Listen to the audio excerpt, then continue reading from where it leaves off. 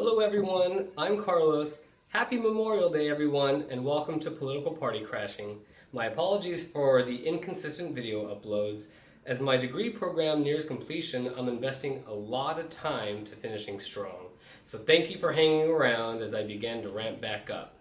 For this Memorial Day, and in honor of the loved ones we have lost in service, and their sacrifices which have allowed us to appreciate the luxuries we enjoy, and quite frankly, take advantage of today, and in comparison to the countless others around the world who are deprived of the independence and the freedoms that we enjoy as Americans, and also in respect to those who currently serve today and risk their lives for the very same blessings that we have been granted today, it's important to remember what our brave servicemen and women have fought for, and are still fighting for our culture here at home, and our safety here in the USA and around the world. They are fighting for us.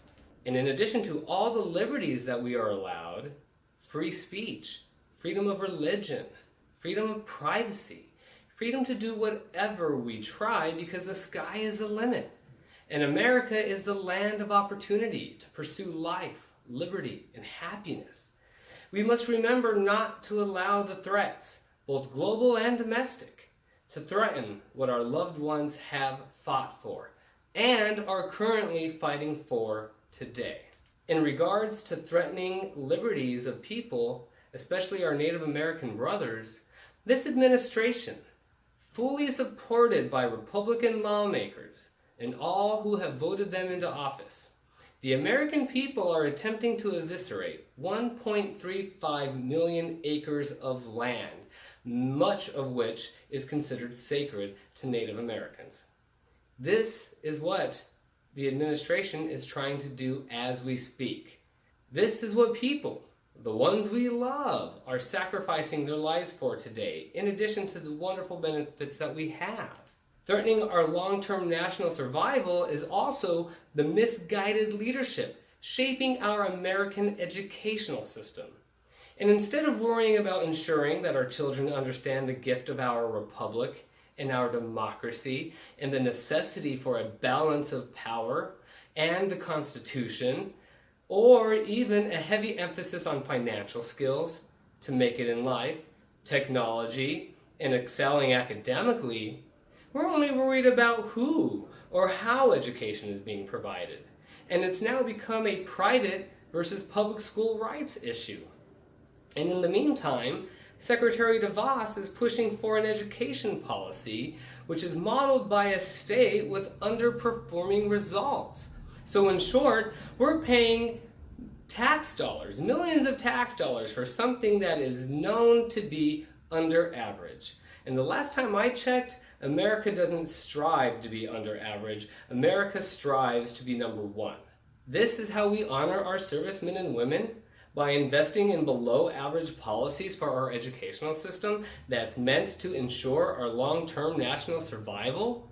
It sounds like leaving a legacy is simply not as large of a concern as many people think it is. Now let's talk immigration a little bit.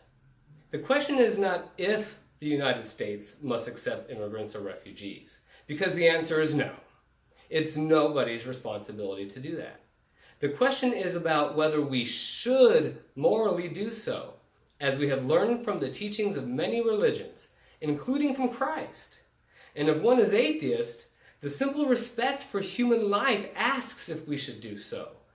And in the pro-life spirit, why do we accept the fact that approximately 1,500 immigrant children have been lost after being separated from their parents by this president and his administration?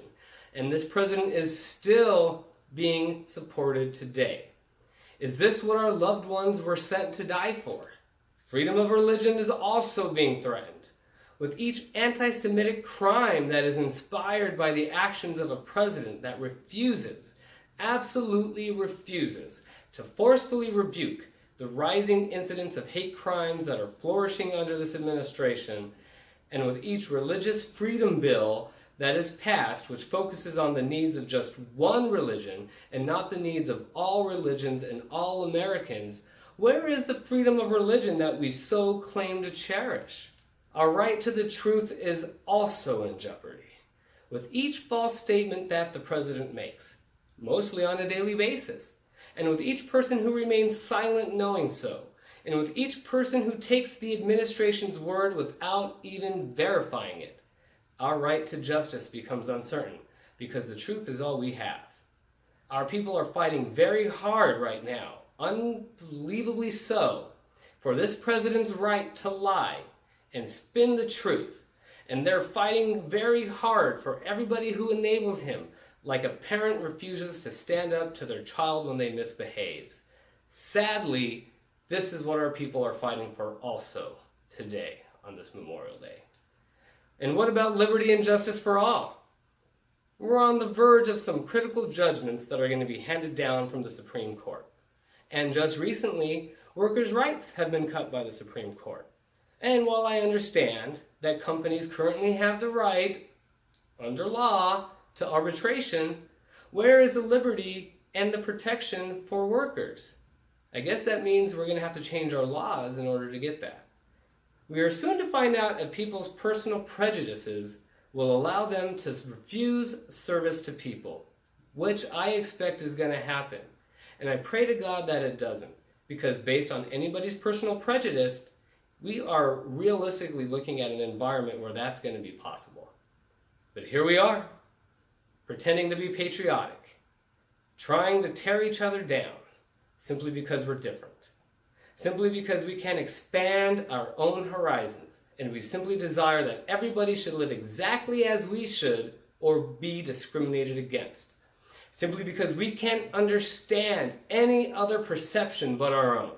In addition to all the wonderful luxuries that our military and vets have fought for and are fighting for still today, this is the ugly side of what is being defended this Memorial Day. Is this the legacy that is being defended this Memorial Day? Is this the legacy you intend to leave? Is this the legacy that you have intended for our loved ones to fight for? Regardless, this is the state of affairs today. And we can do better than this. And we must do better than this. So thank you for joining me. I wish you and your loved ones a happy Memorial Day. Please don't forget to subscribe and hit that notification button. Also follow me on Twitter at PoliticalPCrash. I'm also on Facebook at Political Party Crashing. Have a wonderful Memorial Day, and thank you to all the servicemen and women who have laid down their lives for the right to live in the United States. And thank you to all that serve and defend America today. Take care.